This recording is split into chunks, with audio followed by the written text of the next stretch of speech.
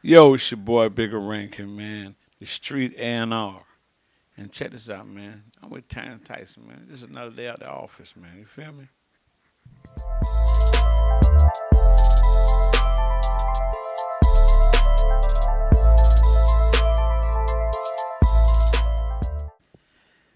Great.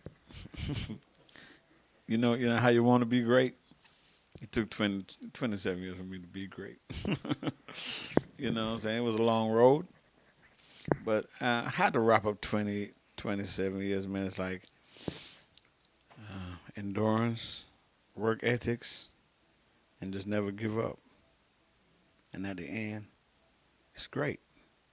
Like I always say, my mama taught me about fame and notoriety. Yeah, and fame, is when people know you, but notoriety is when people know your work, and notoriety bring legacy. And without that notoriety, there won't be no legacy. Man, I think really the key to it, man, is just humbleness and whatever people pay you for, just give them whatever they pay you for. They pay you $10, give them $12 for the result. And keep it real with everybody. Everybody's not gonna embrace you at the end of every business day or business year or quarter or whatever. But as long as you know you did whatever you were supposed to do and you did it with your heart and give it your all, there's nothing to be mad about. Just know, the thing about music is everybody that pays you for a project is not gonna make it. You know what I'm saying? So it's like it's like buying a Mercedes and you look good in it, but after a while you can't afford the payments anymore, and the people come back and get it. Well, being from Jamaica, a lot of people fail to understand that our parents listened to soul music, country music. They listen to everything. So we was introduced to every type of music. As a Jamaican growing up, as a DJ, you learn to play every music because we like every type of music, whether it's rock, whether it's soul, whether it's country, or whatever. So, you know, when I came up in the game, I used to do strictly reggae, and hip hop. I fell into it. Like one night, I played, that Gangster by NAA, and I was sold because in reggae music, you get a big reaction from the crowd. But when I played that song, I got the same type of reaction from the American crowd. I was like, man. So I started from there. That was the song that really drug me into hip hop. The NAA Gangster. I used to play a little bit of hip hop here and there, but that's when I got fully into playing hip hop. Oh man, I love it. I love it because it kind of brings you back. You know what I'm saying? And to me, Easy E, Dr. Dre, all that. I was studying everything they was doing when they was coming up. At the same time, I'm into my reggae too. So it was kind of a little hard for me because I have to stay up with the reggae artists and the reggae music and stay up with the hip hop music too. You know what I'm saying? But living in America, kind of give you that both side, that bonus. You know what I'm saying? Because everything, I don't say it come easy, but it's easy. It's easy access to get to music, to get to all the music. You know what I'm saying? Record pools like Derek Washington, T.J. Chapman had the record pools, and man, they was supplying me with everything. So it was easy. And when T.J. Chapman gave me some free records, I didn't understand what that means. I'm like, damn, I mean, what's behind this? Then Derek Washington, he used to always call me, hey man, the record pool is this, record pool is this, day, that, and I always used to be there. And Derek Washington is a big, big, big, big, huge influence on my success. I really respect Derek Washington. A lot of people probably don't really understand where he took it from. But this is a man that we got used to Derek Washington kids because they was giving out records. Every DJ know Derek Washington kids. And now I look at them and they growed up and they're just grown men and I'm like, man, this was the little kid that gave me the white label record at the storage, you know what I'm saying? And I had sat the other day and I was just thinking like Derek Washington is a big influence on my career. And had to buy him a steak dinner one day. And really talk to him. I really know. On the real. You know, I had to buy him a big steak dinner and just rap with him one day. I really appreciate him and TJ Chapman for what they did for him. Well, man, I'm an OG, and I've been in the game a long time, and I really realized that in order for you to survive in the hip hop, you really got to change with whatever come. When it came from records to CD, and man, I ain't gonna play no CD, man. I love my record, I love my vinyl. Then it went to computer. You know what I'm saying? Man, that's watering down the music, man. I go as far as CD, but I ain't saying. Then you think about it. I used to carry 12 crate of records, but now everything is on a hard drive this big. Oh, this is great. So people talk all they want, you know what I'm saying, but technology, what can you do with technology? You got to embrace technology, or it's going to be lost. And a lot of older guys might have their gripe. Well, these guys just go to the internet and download their whole catalog. Man, it took me 20 years to get my catalog. But these guys download it in an hour. You know what I'm saying? And want to be just like me and thinking they like me. But it's a change of time. You got to embrace it. If you embrace it, then all you're going to add to it is the experience that you had before this technology come in. And it's just going to make you greater.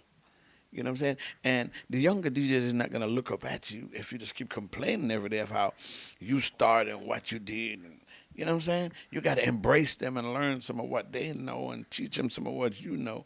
And that's why I co-sign so many young DJs, because when they come in the game, man, I'm glad to see young. When I came in the game, nobody helped me. I had to pay my own publicists, everything, to get where I'm at today. And so when I see these young guys need help, I help them. But, then again, you can't help everybody. But, I try, though.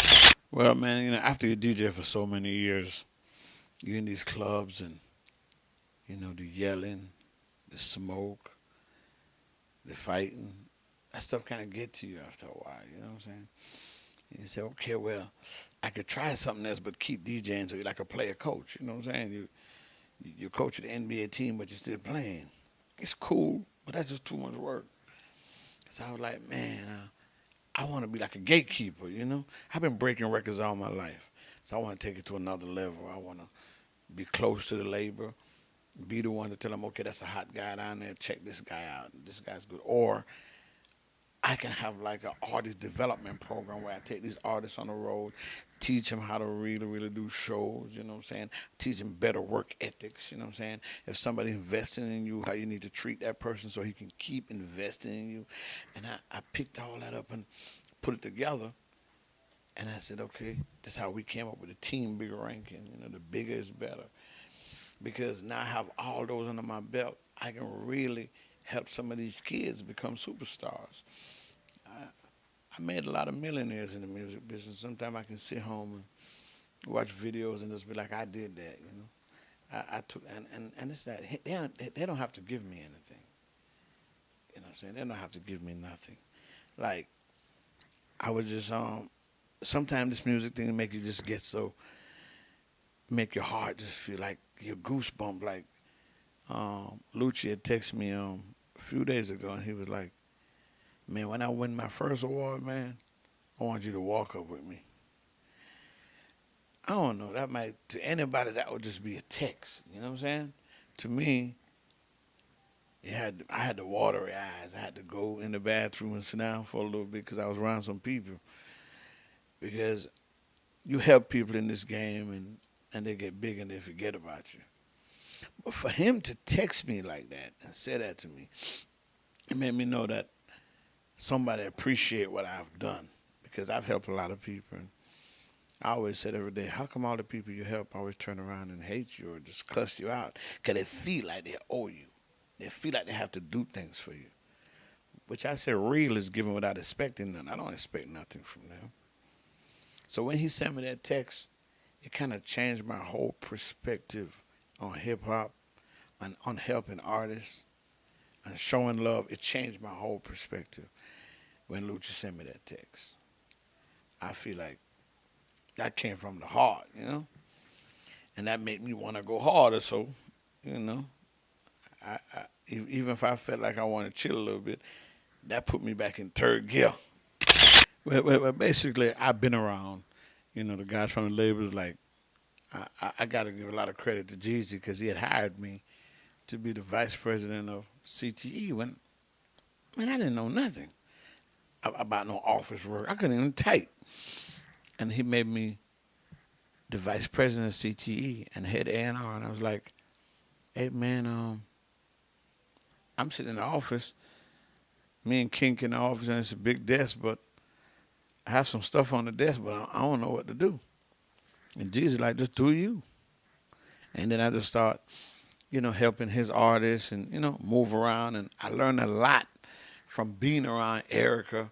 And then because I see them do everything, like, when it's time to shoot a video, get a deck for the video, get this, get that, for features and all that. I'm sitting there watching all this going on. And at the end of every other Thursday, I'm getting a check for $1,826.32. Always in my account before 2 o'clock every other Thursday for 18 months. That was beautiful because I wasn't doing anything. But I learned, and I just got to give credit to Young Jeezy for, even though I broke his records and I helped him to come up in his career, he came back and helped me. But he definitely don't know how much he helped me. He definitely don't know. He do so much stuff and he's a big artist. He don't know how much he helped me. But that help taught me about the rap business because all I knew was the rap game. Hey, give me some money, man, and we do this and we do that and we put this here and put that there, put this on BET or put this on MTV or put this on a blog or whatever. I didn't really know the rap business. The rap business is when people write verses for you, when people, you compose your whole album. You got people working, people doing this, people doing that. You got publicists, you got a marketing person, you got a room full of people who is helping you with just your project. That's the rap business. I never knew that part. I thought everybody just make some songs and put them together and here we go. It is a business that is so big, and if everybody who's going to do this just Google a little bit and learn about the rap business, they'd be so successful because 90% of these guys in the streets, they're just in the rap game. Ain't nothing in the rap game but trouble. You got to learn that rap business. That's where the money comes from. All the rest of that's is misery. The experience I got from CTE over there with Erica and Kink and all of them, I used that to basically put on top of the experience I'm getting every day. Because what people don't understand about this hip-hop, man, you learn something new every day. It's somebody with a different problem or a different success story every day in hip-hop. Hip-hop don't just, well, this is what happened 5 years ago, and if I do it, that's what's going to make me rich today. It changes. This hip-hop thing is crucial, man. You got people committing suicide for hip-hop. People who lost their house, lost their car, lost their relationship. Hip-hop is a big business, but there's also a lot of problems that go with it, too. And nobody don't want the bad side of it. Everybody just want the good side of it.